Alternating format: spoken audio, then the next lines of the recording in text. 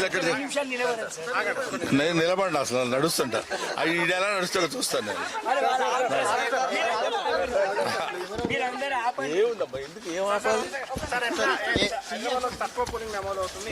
దానికి నేనేం చేయను. ఇంకా పిలుపు ఉందమ్మా, కానీ మనం పిలుపునిస్తే వచ్చే బ్యాచ్ వాళ్ళు రావాలనుకుంటే వస్తారు. Right, they should feel it. నేనేమి ఎవరికి చెప్పను, నాకు నేను చెప్పుకోవడమే కష్టం.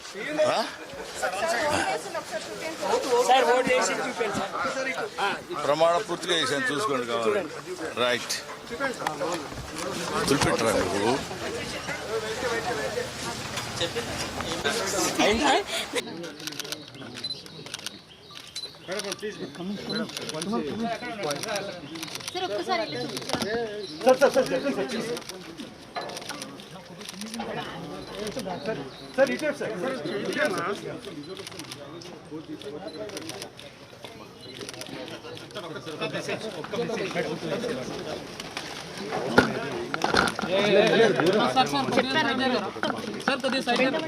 దేశ పౌరులుగా ఆ హక్కుని మనం వినియోగించుకోవాలి. వినియోగించుకుంటే మనం కూడా వచ్చే తరాలకి ఒక రెస్పాన్సిబుల్ సిటిజన్స్గా మనం ఉన్నామనే మెసేజ్ని మనం కూడా అందజేయించుకుంటాం. సో అందరూ వచ్చి ఓటు హక్కులు వినియోగించుకోవాలని కోరుకుంటున్నాం. Thank you madam, please side.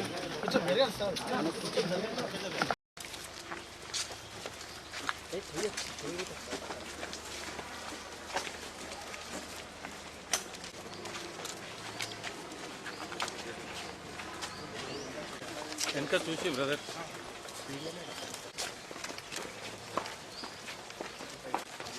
అన్న బ్యాగ్ జరిగే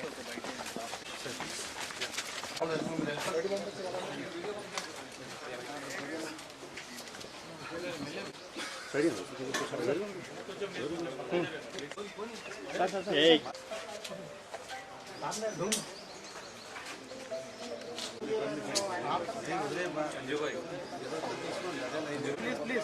రోహిత్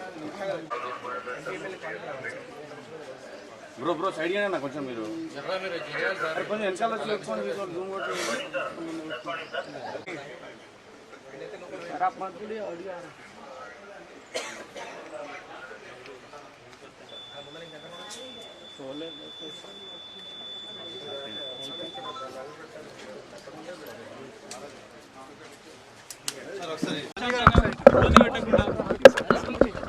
पीछे जाओ कैमरा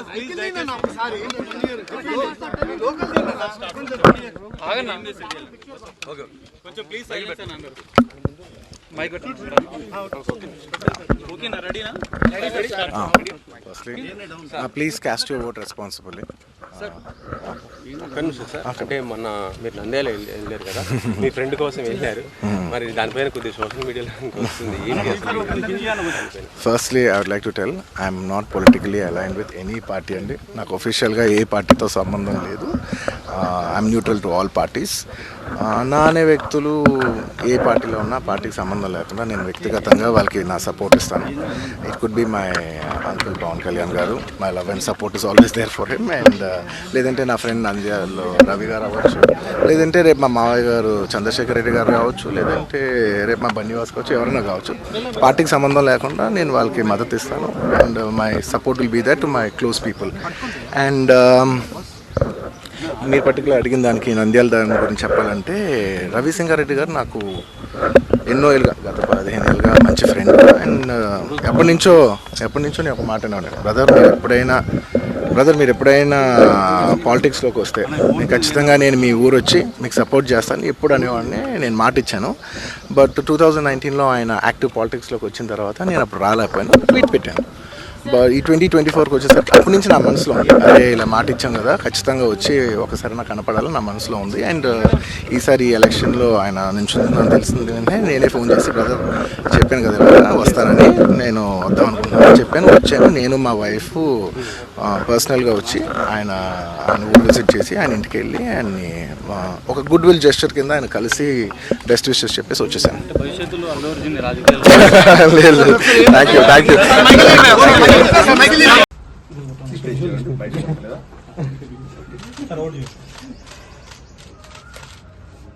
సార్ ఇక్కడ సార్ ఒక్కసారి స్ట్రైట్ షాట్ రమణ నా ఫోటో కొద్ది సార్ తోటి సార్ నా ఫోటో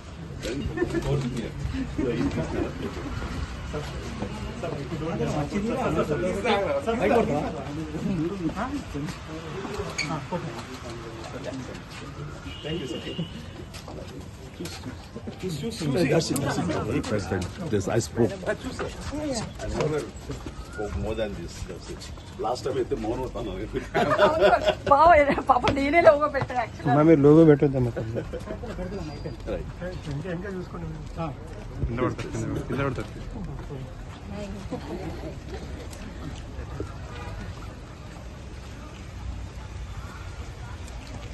జాగ్రత్త చూస్తాను.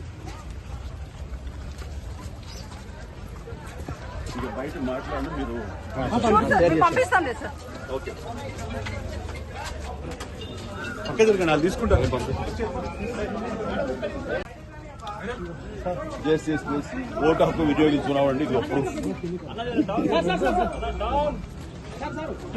ఎస్ ప్లీజ్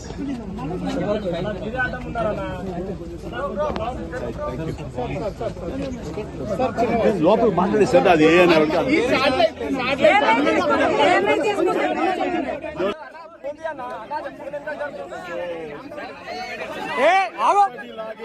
ఈసారి కూడా నా ఓటు హక్కు నా కుటుంబంతో సహా అందరూ వినియోగించుకోవడం జరిగింది. ఇదే విధంగా ఇదే సమయంలో నేను ప్రతి ఒక్కరికి ఎప్పటిలాగానే మళ్ళీ మళ్ళీ విన్నవించుకుంటున్నాను. మీ ఓటు హక్కు వినియోగించుకోండి. ఓటు అనేది కేవలం హక్కు మాత్రమే కాదు, అది మన బాధ్యత. సో ఆ బాధ్యత అనేది మన దేశ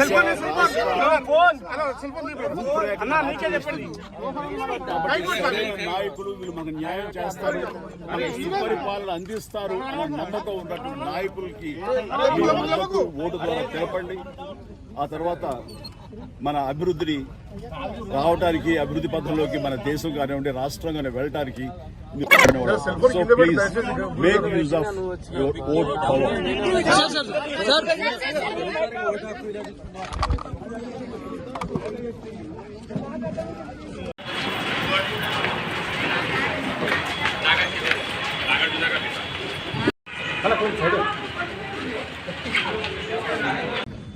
రియలీ హ్యాపీ అండి.